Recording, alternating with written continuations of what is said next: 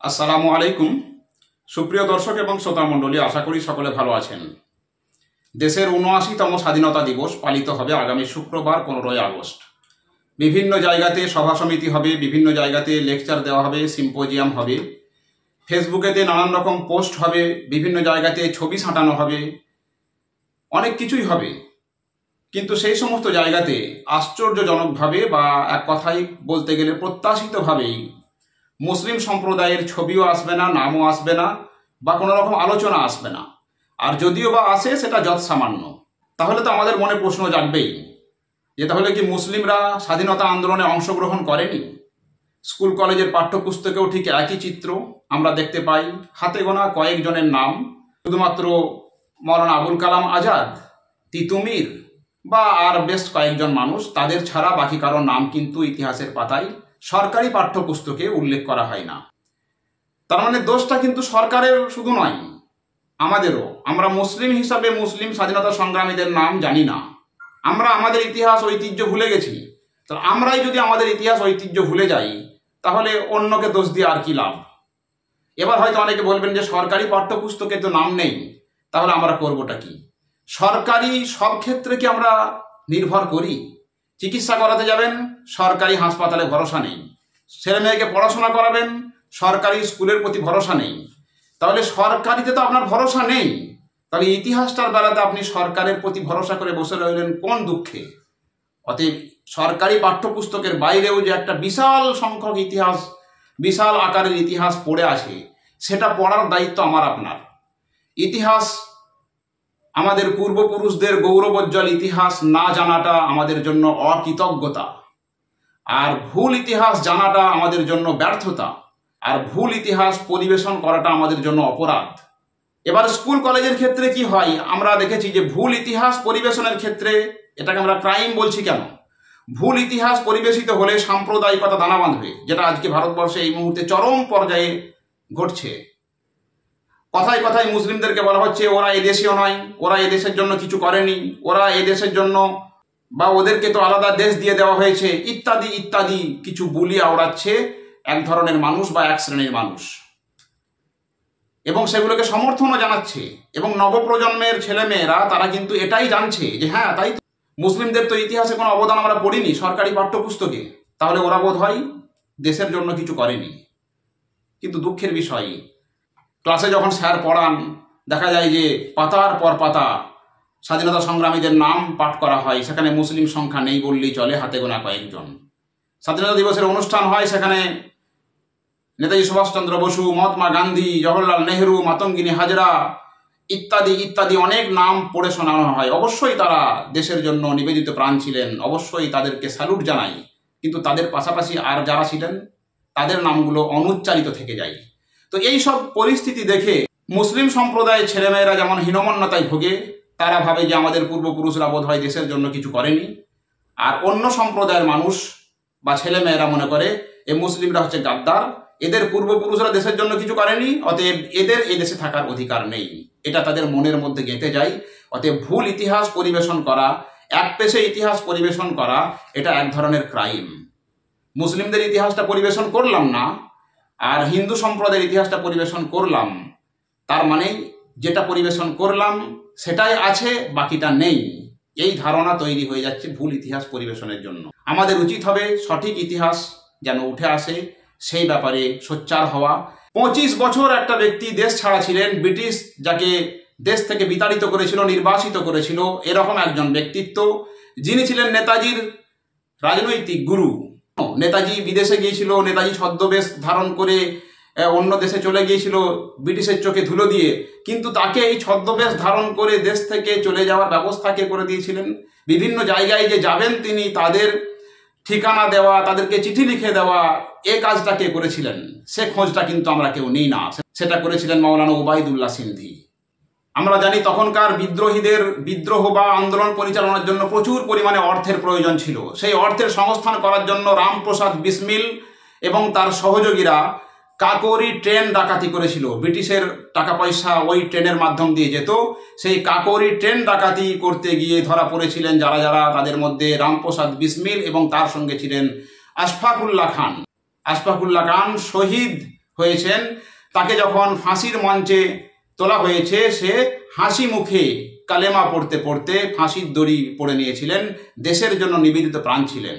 লালকেল্লায় পতাকা উড়ে, তেরঙ্গা উড়ে, জাতীয় দিবসগুলোতে তেরঙ্গা তোলা হয়, দেশের প্রধান বা প্রধানমন্ত্রী, রাষ্ট্রপতি তারা পতাকা উত্তোলন করেন। কিন্তু ব্রিটিশ আমলে লালকেল্লাতে ব্রিটিশের পতাকাকে ছুঁড়ে ফেলে দিয়ে তেরঙ্গা প্রথম উড়িয়েছিলেন কে, সেটা জানার চেষ্টা করেছেন? সেটা জানার চেষ্টা আপনারা করেননি বা আপনি করিনি। সেটা করেছিলেন কর্নেল শাহনওয়াজ খান। কর্নেল শাহনওয়াজ খানের ত্যাগ তিতিক্ষা শুনলে আপনার মাথা খারাপ হয়ে যাবে। কর্নেল শাহনওয়াজ খান যখন দেশ ভাগ হয়ে যায়, তখন তার সমস্ত পরিবারের লোকজন তারা পাকিস্তানে চলে যায়। তিনি একাই ভারতবর্ষে থেকে যান। ভারতবর্ষে থেকে গিয়ে তিনি মন্ত্রী হয়েছিলেন। মন্ত্রী হওয়ার পরে অত্যন্ত কাকতালীয়ভাবে তিনি হচ্ছেন ভারতবর্ষের মন্ত্রী, ওদিকে তার সন্তান হচ্ছে পাকিস্তানের সেনাবাহিনীর অফিসার। ভারত পাকিস্তান যুদ্ধ, সেই যুদ্ধে তার সন্তান নিহত হয়। সন্তান নিহত হওয়ার পরে সন্তানের শেষকৃত্যে পর্যন্ত তিনি যাননি, এবং না যাওয়ার কারণ হিসাবে তিনি বেশ কয়েকটা কথা বলেছিলেন। সে কথাগুলো হচ্ছে কি, যে দেশের শত্রু সে আমারও শত্রু, সে যদি পিতাও হয় বা পুত্রও হয়। এ কথা বলতে পারবেন আপনি, যে নিজের সন্তান সে দেশের শত্রু বলে সে আমারও শত্রু, সেজন্য তার শেষকৃত্যে, তার জানাজায় পর্যন্ত শাহনওয়াজ খান তিনি যাননি। এরপরেও কি মুসলিমদেরকে দেশভক্তির প্রমাণ দিতে হবে? আমরা ইনকিলাব জিন্দাবাদ স্লোগান দিয়ে থাকি। ভারতবর্ষের পূর্ণ স্বাধীনতার স্লোগান তোলা হয়েছিল একসময়, কিন্তু ইনকিলাব জিন্দাবাদ বা ভারতবর্ষের পূর্ণ স্বাধীনতার স্লোগান প্রথম কে দিয়েছিলেন সেটা আমরা খোঁজ নিয়েছি। সেটা আর কেউ নয়, সেটা হচ্ছেন হযরত মোহানি। এই নামগুলো কিন্তু আমরা ভুলে যাচ্ছি। যে কোনো ক্ষেত্রেই কিন্তু আমরা স্লোগান দিই জয় হিন্দ, জয় হিন্দ বলে আমরা দেশবাসীকে উদ্দীপিত করি। কিন্তু এই জয় হিন্দ স্লোগানটা কে তৈরি করেছিলেন, কার মুখ থেকে প্রথম এটা উৎসারিত হয়েছিল, এ খবর কিন্তু আমরা নিই না। তাহলেই তো মুসলিমদের ইতিহাসগুলো বেরিয়ে পড়বে। জয় হিন্দ স্লোগান প্রথম দিয়েছিলেন নেতাজির অত্যন্ত কাছের মানুষ কর্নেল আবিদ হাসান। ভারত ছাড়ো বা কোয়াইট ইন্ডিয়া, এই স্লোগানটাও কিন্তু আমরা পড়েছি ইতিহাসের পাতায়। ভারত ছাড়ো আন্দোলনের ইতিহাস পড়েছি, ভারত ছাড়ো স্লোগান পড়েছি, সাইমন গো ব্যাক এই স্লোগান পড়েছি। তাহলে ভারত ছাড়ো, সাইমন গো ব্যাক এই স্লোগানগুলো পড়লাম, কিন্তু স্লোগানের যারা প্রস্তুতকারক, স্লোগানগুলো যাদের মুখ থেকে প্রথম বেরিয়েছিল, যারা তৈরি করেছিল, তারা আসলে কে?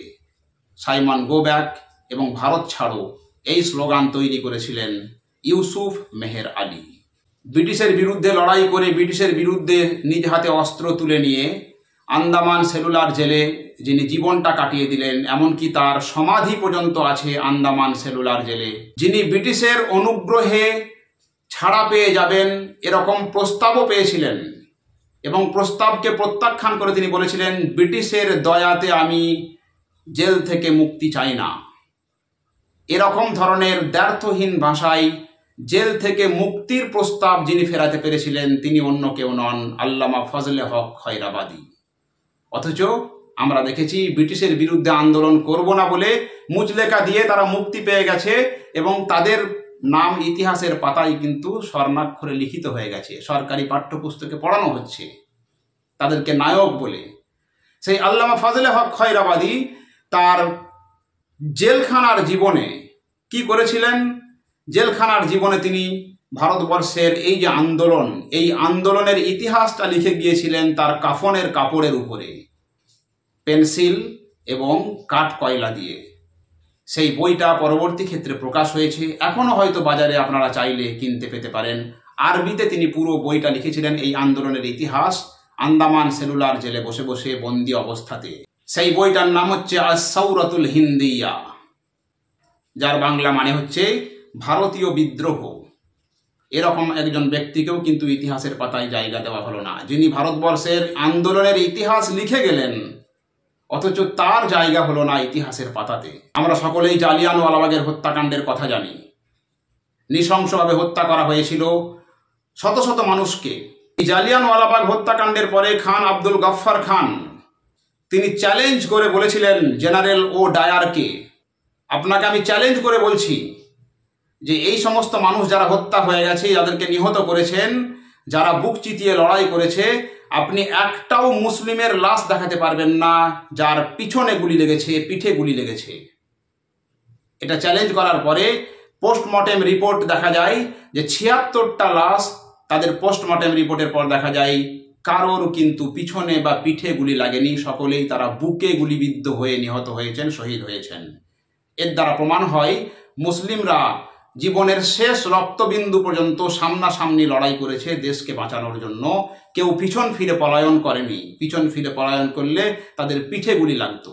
এবং এই খান আব্দুল গফফার খান ভারতবর্ষকে ভাগ করে দেওয়ার তীব্র বিরোধী ছিলেন এবং ভারত ভাগের দিন পর্যন্ত বা তার পরবর্তী ক্ষেত্রেও তিনি কিন্তু ভারত ভাগের বিপক্ষেই ছিলেন। তিনি ভারত ভাগের বিপক্ষে থাকার জন্য পাকিস্তানি মুসলিমরা তাকে মুসলিম বিদ্বেষী, পাকিস্তান বিদ্বেষী পর্যন্ত বলেছিল। ভৌগোলিক সীমারেখার কারণে তার বাসস্থানটা পাকিস্তানের মধ্যে পড়ে গেলেও তিনি কিন্তু মেনে নিতে পারেননি এবং পাকিস্তান সরকারও কিন্তু তাকে সন্দেহের চোখে দেখত। এই খান আব্দুল গফফার খানের মৃত্যুতে ভারত সরকার 5 দিন রাষ্ট্রীয় শোক পালন করেছিল বা শোকের ঘোষণা দিয়েছিল। আমরা জানি জাতীয় পতাকার ডিজাইন তৈরি করেছিলেন পিঙ্গালি ভেঙ্কাইয়া, কিন্তু তিনি একাই করেননি। ইতিহাস ঘাঁটলে আরো অনেকের নাম পাওয়া যায়। তাদের মধ্যে উল্লেখযোগ্য হলেন সুরাইয়া বদরুদ্দিন তৈয়বজি। তিনিই নাকি প্রধান নকশাটা করেছিলেন জাতীয় পতাকার এবং পিঙ্গালি ভেঙ্কাইয়া তিনি ফাইনাল টাচ দিয়েছিলেন। অথচ সুরাইয়া তৈয়বজি বা সুরাইয়া বদরুদ্দিন তৈয়বজির নামটা ইতিহাস থেকে মুছে গেছে প্রায়। স্বাধীনতার পরবর্তীতে গান্ধীজিকে হত্যা করা হয়েছে আমরা সকলেই জানি, নাথুরাম গডসে। কিন্তু তার আগেও একবার গান্ধীজিকে হত্যা করার চেষ্টা করা হয়েছিল বিষ প্রয়োগ করে, কিন্তু গান্ধীজিকে সে যাত্রা বাঁচিয়ে দিয়েছিলেন রাঁধুনি বটুক মিয়া। তাহলে গান্ধীজির মতো একটা মানুষের, জাতির জনক বলে যাকে আমরা সম্বোধন করি, তার প্রাণ রক্ষাকারী মানুষটিকে ইতিহাসের পাতা থেকে সরিয়ে দেওয়া হলো। নিজে গুলি খেয়েও নেতাজি সুভাষচন্দ্র বসুকে যিনি আগলে রেখেছিলেন, অক্ষত রেখেছিলেন, সে মানুষটার নাম আমরা ইতিহাসের পাতায় খুঁজে পাই না। তিনি হলেন কর্নেল নিজামুদ্দিন। নিজের সম্পত্তির সমস্তটুকুই নেতাজি সুভাষচন্দ্র বসুর আজাদ হিন্দ ফৌজের তহবিলে দান করে দিয়েছিলেন।